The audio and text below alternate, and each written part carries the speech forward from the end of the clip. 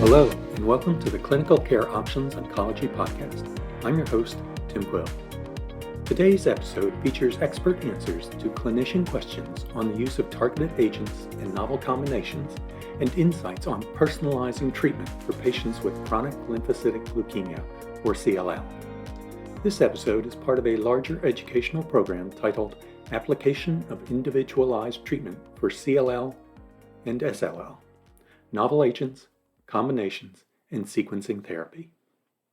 During this podcast, Dr. William Wierda of MD Anderson Cancer Center in Houston, Dr. Jeremy Abramson of Harvard Medical School in Boston, and Dr. Brian Hill of Cleveland Clinic in Cleveland, Ohio, answer audience questions from a live webinar focused on personalizing treatment for patients with CLL.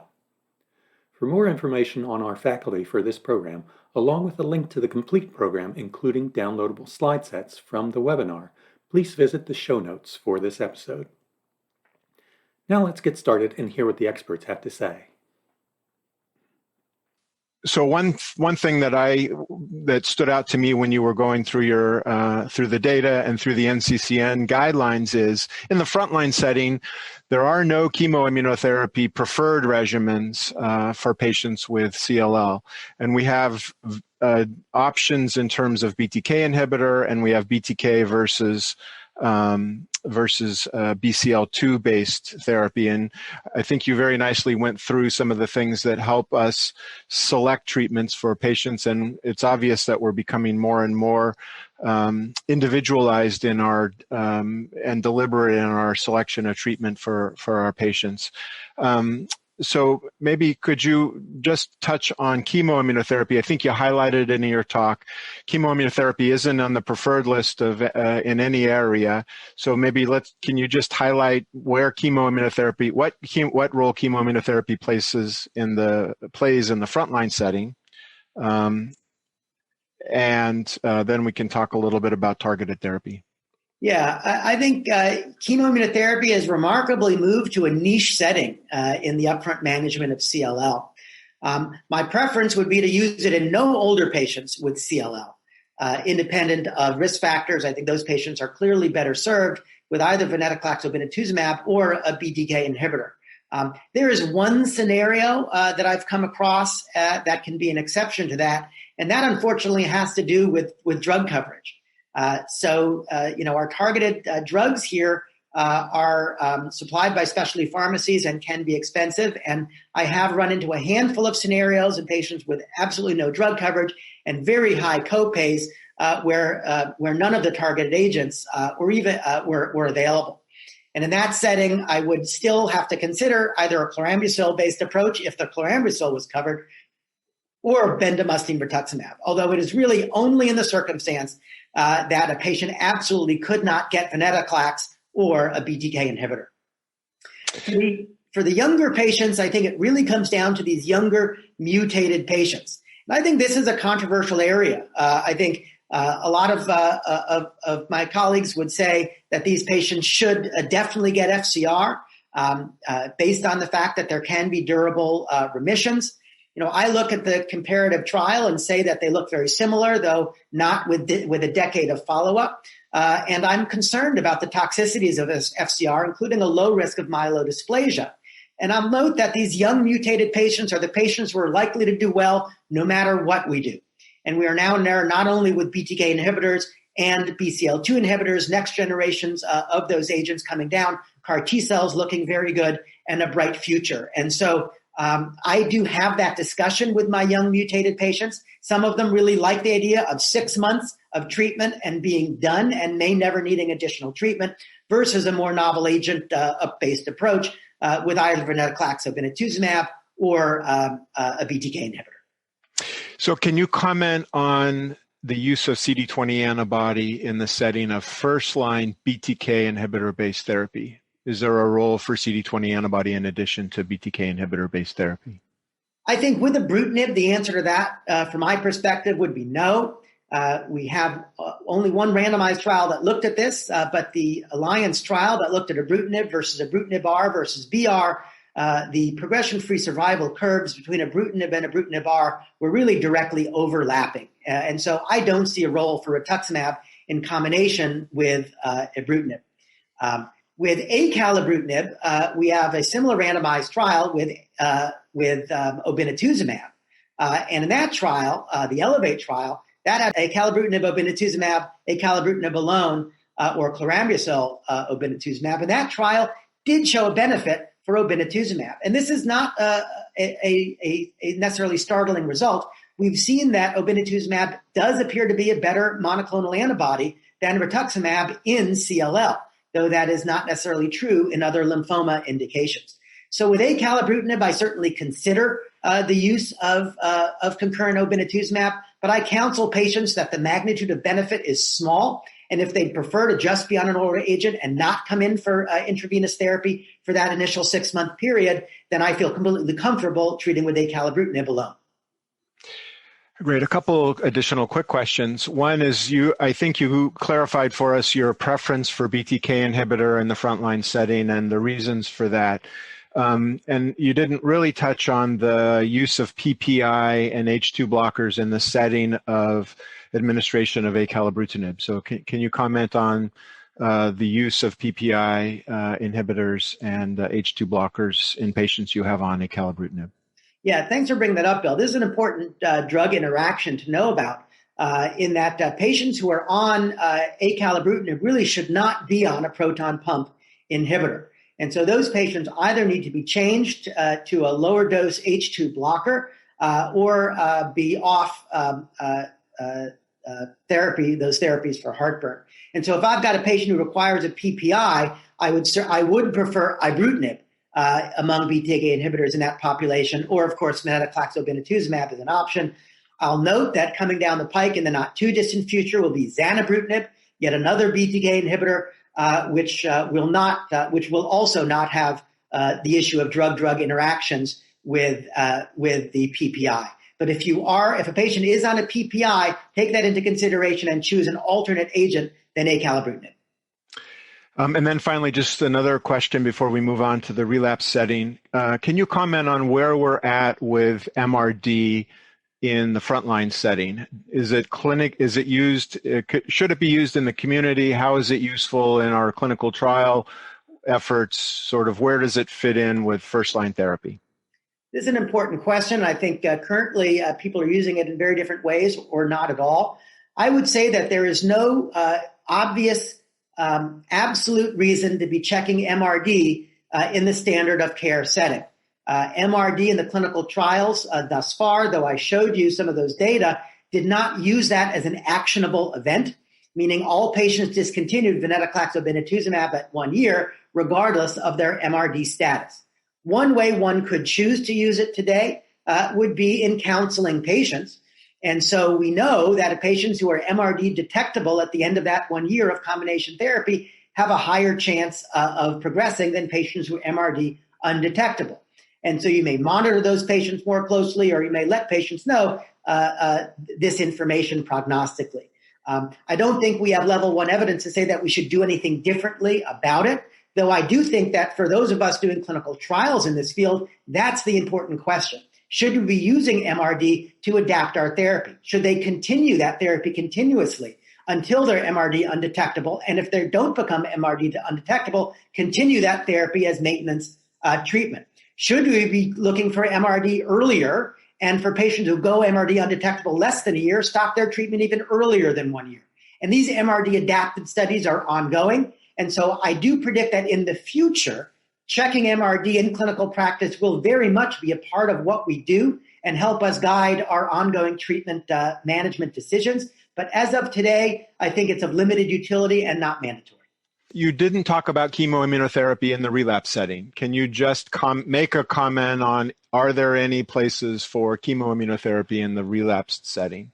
Yeah. So I think the Murano trial puts that to rest pretty well and shows with an overall survival benefit that, Ven-R outperforms bendamustine-R, which I think most if you were going to use chemo therapy more than once, bendamustine would probably be a more tolerated agent. Now, are there cases of patients who had very long remissions with, let's say, a mutated IGVH and they had FCR 10 years ago and they happen to be relapsing again and they're still fit and, or maybe they have insurance coverage issues? I think there's sort of niche settings, there may be select patients where it may be reasonable. So let's talk a little bit about retreatment. So with the BTK inhibitors, with the irreversible BTK inhibitors, the strategy is to put patients on the irreversible BTK inhibitor. They're on it unless they need to come off for some toxicity or they have progressive disease. Is it reasonable to switch to another irreversible BTK inhibitor in a patient who's developing resistance or progression on a irreversible BTK inhibitor? I think there's a great question that comes up clinically not infrequently. So if a patient is tolerating, let's say, ibrutinib, since it was first to market, came on, patients been on ibrutinib for years, and now they're clearly progressing. Their white count's going up and their nodes are getting bigger. There is no reason to switch them to acalabrutinib. These drugs have the same binding site and is unlikely to work. So they really need to get out of that class of drug. So switch target. Correct. But you do consider switching irreversible BTK inhibitors for patients who have some intolerable side effect or toxicity. Yeah. What about retreatment with BCL2 inhibitor-based therapy? If a patient has had treatments such as given with CLL14 or Murano and achieves a remission and is in remission a reasonable period of time, and we'll talk about what that might be, what are your thoughts on retreatment with venetoclax-based therapy in that setting? Yeah, so this is, I think, going to become more and more of an issue going forward. Right now, there's such a small number of patients who've had the frontline venetoclax or obinutuzumab treatment, and if they had it, they've completed it probably in the last year or two. I have some patients who've had venetoclax for, let's say, 2 years per the Murano's trial, and then have come off therapy and may need to be treated again. And there are some limited data, I believe at this year's ASH and in the last year we've seen that you can retreat with venetoclax, and the response rates do seem pretty reasonable. There's another question, an interesting question about use of CD20 antibodies. So if a patient gets a regimen with a CD20 antibody in the frontline setting, well, I'll give you an example, acalabrutinib plus obinutuzumab, and you want to switch targets in the relapse setting when the patient progresses to venetoclax-based therapy. Is it reasonable to include a CD20 antibody again in the relapsed setting? I would sort of follow the data we have, which is in the Murano trial. Most of the patients did have an anti-CD20, albeit with chemotherapy, as their frontline regimen. So I would sort of stick with the data we have and use the Murano regimen of venetoclax with rituximab, although it is a bit of an open question, I would say. And maybe you can comment a little bit more on the PI3 kinase inhibitor-based therapy and what may be some situations where it would be something that you would put to the top of the list to consider as a treatment option for patients. Sure. Yeah. So the drugs are extremely active. Their clinical activity is really just limited by the ability to deliver them. And if someone has, let's say, a cysteine 481 mutation, so we know BTK inhibitors aren't going to work, or if they have severe BTK contraindications like a mechanical valve and they need to be on Coumadin, and for whatever reason you can't use venetoclax, or maybe they've been on venetoclax. I think those are the scenarios where PI3 kinase inhibitors are still very reasonable. Great. There's a couple questions on COVID-19, which is having a significant impact on our meeting, obviously. Yeah. Maybe can you, in your clinical practice, can you give us a little bit of information and your perspective on how COVID-19 has affected how you manage your patients with CLL? Yeah, at least in my practice, like many places across the country, we had major slowdowns in the spring, and we're really not sure how this was going to go. But right now, I would say with all of the precautions we're doing, I'm trying not to let the COVID make a major impact on treatment decisions, with the possible exception of, if someone was on the fence of one of the scenarios that Jeremy spoke about, like a young patient with mutated disease, and we're considering traditional chemoimmunotherapy, maybe either want to defer that or steer more towards targeted therapies. Yeah, so there's a question here, and I get this question frequently in terms of our combination therapies. Is there any concern that we won't have options if we use a combination BTK plus BCL2 in the frontline setting? I have my own personal opinion about that. I'm interested to hear from my colleagues, though, before I give my opinion, what their thoughts are on that. So maybe Jeremy, we'll start with you, and how do you think about this topic? Yeah, I think it's an important question, and obviously the data will ultimately tell. My personal feeling is generally that the deeper a remission you get a patient into, and the more durable MRD undetectable that remission is, the better. And that is offsets any concern about having agents available at relapse, because you've delayed that period to relapse. And I think hopefully we actually start curing some patients with combination multi-targeted therapy. So I think the best therapy up front is usually the best strategy. That's typically what history has borne out. And I'm also encouraged that we are steadily developing newer therapies, CAR T cells, newer generations of existing classes and new classes entirely, that will take the place in the relapse refractory setting where needed. So I am excited about the deeper remissions with a multi-targeted therapy up front, and I think that's likely where we're going to be headed. Brian? Yeah, I agree completely.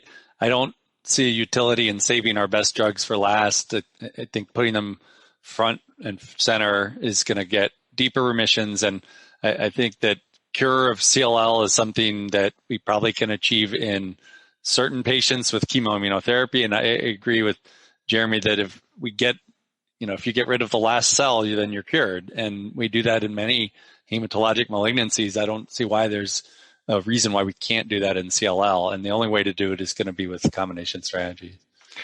Yeah, and I guess the other thing that I would add is that I do not necessarily assume that prior treatment is equated to resistance and loss of that target as a therapeutic option, unless a patient is progressing on that treatment for a BTK inhibitor, or if the remission is a short remission following BCL2 based treatment. So if I have a patient who gets ibrutinib venetoclax for 12 months or whatever the fixed duration treatment might be, and they progress and relapse, if it's beyond 2-3 years, I think those are very viable options to go back to in terms of retreatment.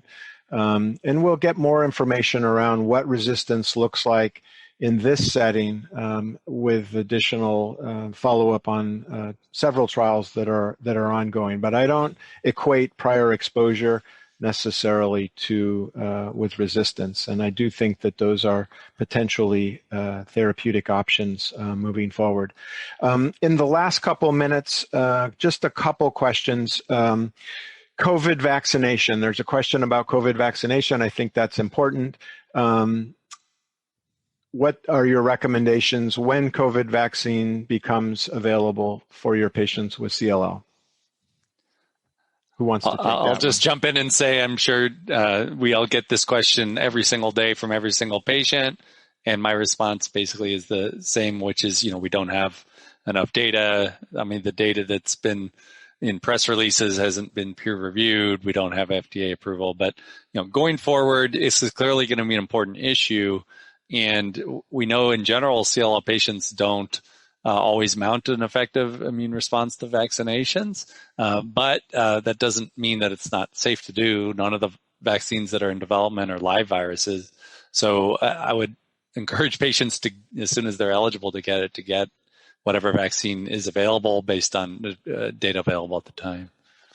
So your vote would be to get it. Recommendation would be to get it. Jeremy, you would recommend? I would recommend to get it with the major caveat that patients with CLL and patients on ibrutinib may not mount effective immune response to the vaccine. I don't think the vaccine would be harmful. And so I think any benefit can help during a global pandemic. But I would say that it does not mean cautions can then be thrown to the wind, because I would still consider a CLL patient to be at high risk. Yep, I agree. That's important to remember. Do you want to comment also on the therapeutic use of BTK inhibitor, particularly ibrutinib, in the setting of individual, not necessarily CLL, with COVID? There's some intriguing data that is out there with ibrutinib and potentially other BTK inhibitors looking to ameliorating the course of COVID. And so there are clinical trials ongoing for BTK inhibitors as a treatment for COVID-19 in patients without CLL. So I haven't seen any maturing data, but there's some early, very intriguing data out there, and I believe a report has recently been published as well, demonstrating some encouraging early data. So stay tuned. Thank you very much, Dr. Wierda, Dr. Abramson, and Dr. Hill, and thanks to you, the listeners, for joining us. As a reminder, to view the full program, Application of Individualized Treatment for CLL and SLL, Novel Agents, Combinations, and Sequencing Therapy, and to download the slide sets associated with this discussion from the Clinical Care Options website, please click on the link in the show notes.